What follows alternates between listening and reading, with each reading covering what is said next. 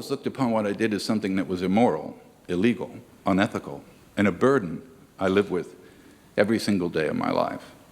There are many who write and say, well, you know, you were certainly gifted. That I was. I was one of those few children who got to grow up in the world with a daddy. The world is full of fathers.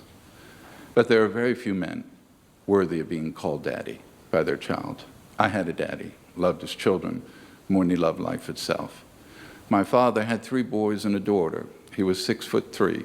Every night at bedtime, he'd walk into your room. He'd drop down on one knee, kiss you on the cheek, pull the cover up.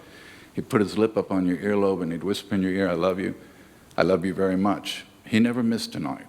As I grew older, I sometimes fell asleep before he got home. But I always woke up the next morning, knew he had been by my bedside. Years later, my older brother joined me in my room. He was 6'4" in the Marine Corps, but when he came home on leave, my father would walk around to his bed, hug him, kiss him, whisper in his ear he loved him.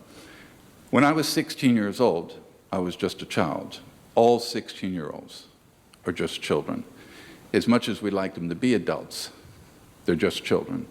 And like all children, they need their mother and they need their father. All children need their mother and their father.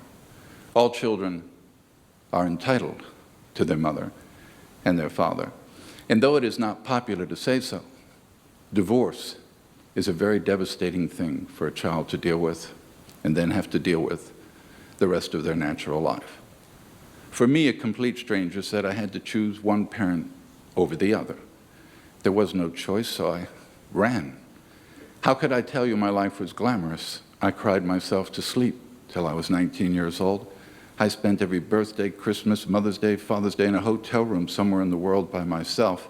When I was sick, I took care of myself. The only people that associated with me were the people who believed me to be their peer,